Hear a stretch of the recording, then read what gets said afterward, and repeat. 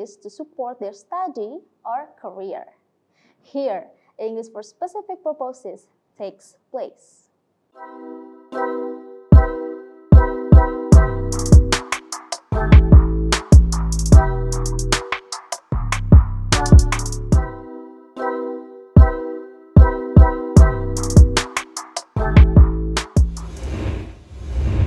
Assalamualaikum warahmatullahi wabarakatuh.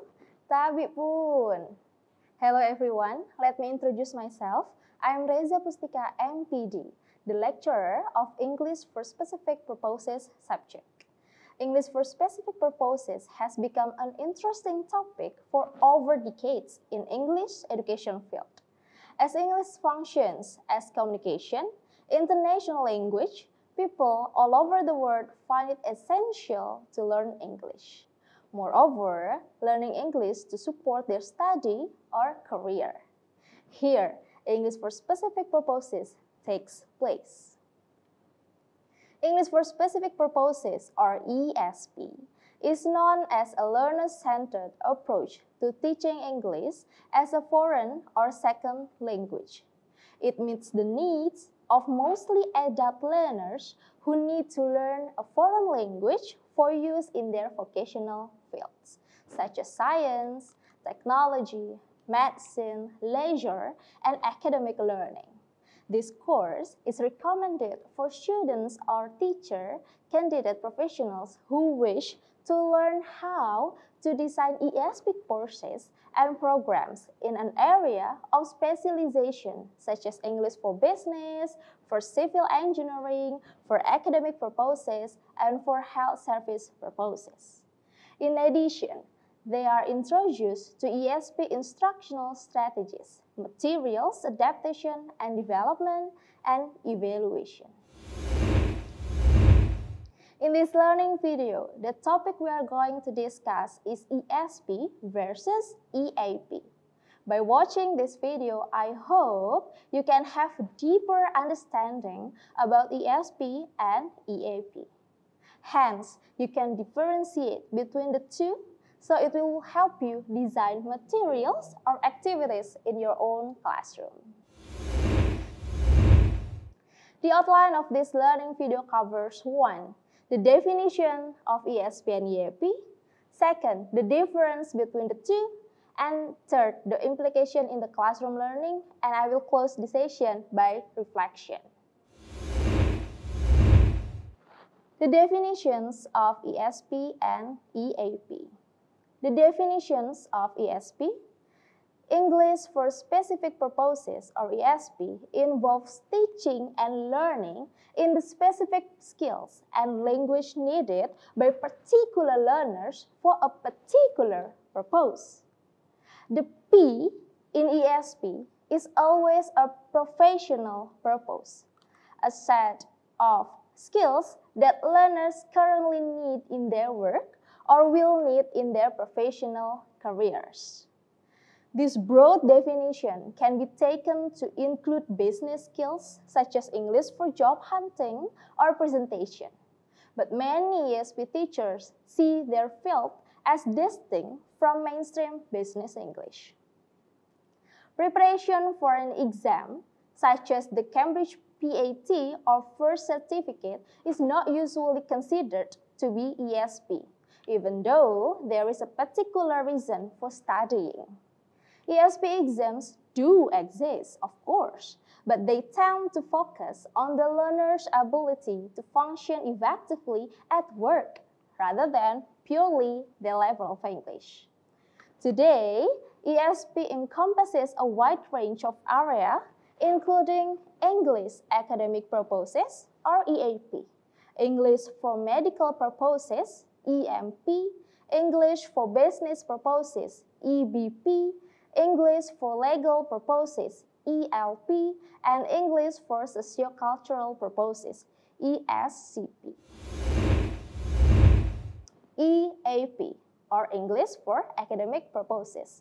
From this, we know that actually English for academic purposes belongs to ESP. The definition of EAP. English for academic purposes refers to the language and associated practice that people need in order to undertake study or work in English medium higher education.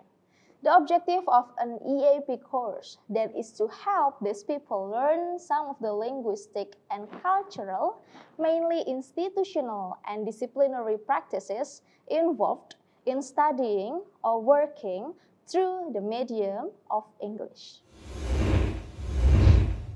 The difference between ESP and EAP.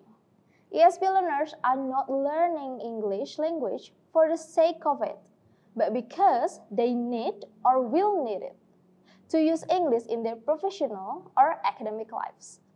While EAP learners are usually current higher education students or members of staff, or they are hoping to go on to the higher education after the EAP course. They need to learn English in order to succeed in their academic careers.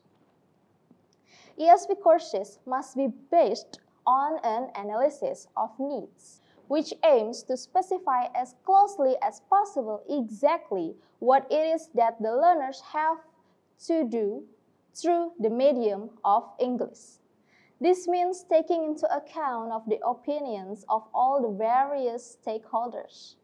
For an undergraduate student, this could mean the learner, his or her parents, the sponsors, present and future lecturers, examiners, administrators, materials writer, and so on. EAP, therefore, involves an attitude to learning and teaching that believes that it is possible and useful to specify what language and linguistic practices are required in a particular academic context, and that is worthwhile to focus teaching on this. For that reason, one important feature of EAP courses is the close attention that is paid to the learner's aims and what they are working on, studying, or planning to study. It is also important to take into account the learning or study needs of the students, what they need to do in order to learn the language. The first stage in any EAP and EPP or EOP course, therefore, is to find out exactly why the learners are learning English and what language and practices they will need to pay attention to. Evaluation in ESP. The assessment is related to their performance in the workplace.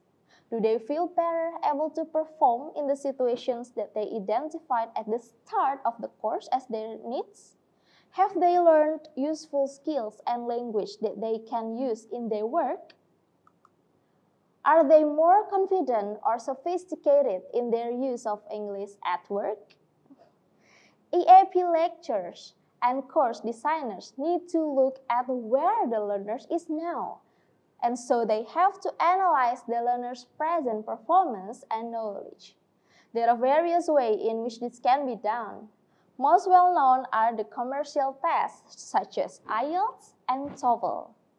Although not EAP test is the narrowest sense, they are very widely used and provide some useful information. The implication in the classroom learning.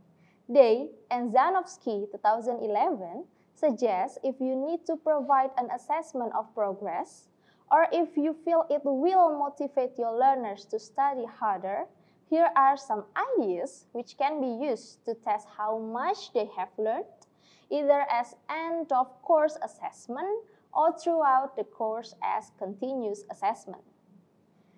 Choose some of the situations identified as prioritized in the needs analysis and ask learners to perform a role play or simulation of that situation. In a role play, learners play a character. In a simulation, learners are themselves in an imaginary situation. Examples would include a nurse admitting a patient to hospital or a lawyer advising a client. Make sure all learners have a chance to play their own part. For example, a nurse in the role of nurse, not the patient or a lawyer in that role, not the client, and only assess them on the part of their performance. Set regular writing assignment during the course designed to stimulate the type of writing the learners will have to do in their jobs, and assess them on such criteria as professionalism, successful communication, and impact on the target reader. Keep a note of vocabulary covered during the course and come back to it at the end with a matching task, gap fill, or sorting exercise. Keep a note also of other important language topics covered during the course, including grammar structures, dependent preposition, writing techniques, and useful phrases. If you need a more objective assessment of their end-of-course level of English, you could use a past paper of a general or business English exam, such as IELTS or BEC. The advantage of this approach is that you can measure their reading and listening skills very accurately, as well as their deeper knowledge of the structure of English. The disadvantage, of course, is that exam will have little relation to the course you have completed. However, if the name of your course is to raise the learner's general level, such exams may be a good way of assessing their progress. While Gillette suggests activities for EAP learners, such as using the types of academic tasks commonly found in higher education, and writing classes are usually based on some kind of authentic, extended writing tasks that the students do in their own time, with the help of in-class teaching, guided practice, and individual tutorial support. Lastly, now it's your time to reflect on yourself whether your classroom belongs to ESP or EAP course. Then, if your class belongs to one of them, what steps do you have to take at the beginning, during, and at the end of the course? What kind of evaluation do you want to do in your classroom? Don't forget to check and evaluate whether your students succeed in their learning or not.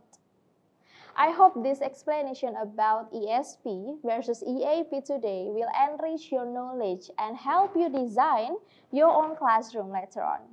If you want to have further discussion under this topic, do not hesitate to contact me. Thank you so much to watch this video until it ends. Don't forget to like the videos in Kuliah Teknokrat channel and subscribe it. It will surely help your college study. I'm Reza Pustika, signing out. Thank you, goodbye. Selanjutnya, kita saksikan video tips mahasiswa berprestasi Universitas Teknokrat Indonesia.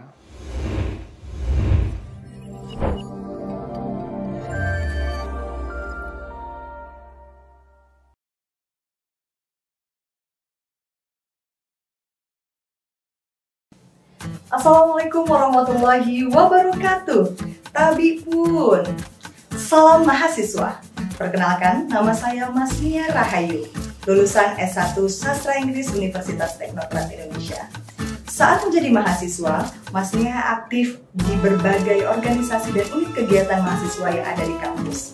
Di antaranya, Badan Eksekutif Mahasiswa Fakultas Sastra dan Ilmu Pendidikan, unit kegiatan mahasiswa Tari Teknokrat, dan unit kegiatan mahasiswa Duta Teknokrat. Kali ini, Mas Nia akan berbagi tips bagaimana menjadi mahasiswa yang produktif, kreatif, dan berprestasi. Mahasiswa yang produktif biasanya memiliki kreativitas yang tinggi. Mahasiswa yang memiliki kreativitas yang tinggi akan memiliki banyak peluang untuk berprestasi. Ada 4 langkah menjadi mahasiswa yang produktif. Yang pertama, jangan menjadi mahasiswa dengan jenis-jenis berikut ini. Mahasiswa kupu-kupu, kuliah pulang, tidak ingin mengembangkan potensi atau kemampuan dalam dirinya. Yang kedua, yaitu mahasiswa kunang-kunang. Kuliah nangkring, alias kuliah cuma untuk mejeng aja. Dan yang ketiga adalah kuman, kuliah hanya untuk main-main. Jangan jadi mahasiswa seperti itu ya. Langkah kedua, mahasiswa harus memiliki goals atau tujuan-tujuan dalam berkuliah. Misalnya setelah lulus, mahasiswa ingin bekerja atau mendapatkan profesi yang kalian idamkan. Mendapatkan ilmu, mengembangkan kemampuan diri baik hard skill maupun soft skill, memiliki teman atau link yang banyak, dan mendapatkan pengalaman yang luas. Tujuan-tujuan tersebut akan menjadi motivasi bagi kalian dalam menjalani hari-hari di dunia perkuliahan. Langkah ketiga, mencari kegiatan atau wadah pengembangan diri. Misalnya dengan mengikuti organisasi atau unit kegiatan mahasiswa yang ada di universitas. Terkadang masalahnya adalah mahasiswa tidak tahu bahwa dirinya memiliki kemampuan. Tipsnya adalah jangan takut untuk mencoba. Dan langkah yang keempat atau terakhir, fokus pada kegiatan-kegiatan yang kalian jalani, baik kegiatan akademik maupun kegiatan non-akademik, dan yakini kalian pasti bisa. Produktivitas akan menghasilkan kreativitas. Ada dua ciri-ciri mahasiswa yang kreatif. Yang pertama, mahasiswa yang kreatif memiliki kemampuan manajemen waktu yang baik, sehingga kegiatan di dalam kelas maupun di luar kelas dapat dilaksanakan dengan seimbang dan dimaksimalkan. Yang kedua, mahasiswa yang kreatif mampu membaca peluang atau potensi baik dalam diri maupun yang ada di sekitarnya. Misalnya, mahasiswa mampu menciptakan ekonomi kreatif di lingkungan kampus secara mandiri, membuat web, membuat robot, menciptakan karya ilmiah, membuat novel, menjadi aktor dalam panggung drama, dan yang paling sering adalah mengikuti berbagai macam kompetisi. Dengan produktivitas dan kreativitas, mahasiswa mampu berprestasi. Seperti yang dikatakan oleh para ahli, prestasi merupakan kemampuan, keterampilan, dan sikap seseorang dalam menyelesaikan berbagai hal. Dan manfaat dari prestasi tersebut yaitu menjadi indikator kuantitas dan kualitas diri, menjadi pengalaman yang berharga untuk masa depan, dan menjadi kebanggaan atau pride bagi diri sendiri, keluarga, universitas, dan masyarakat. Jangan takut mencoba, jangan takut gagal. Mari bersama menjadi mahasiswa yang produktif, kreatif, sehingga mampu menjadi mahasiswa yang berprestasi sebagai bentuk perjuangan pemuda dalam dunia pendidikan dan membangun Indonesia maju. Mari semangat untuk menjadi mahasiswa yang berprestasi. Saya Masnia Rahayu, salam mahasiswa.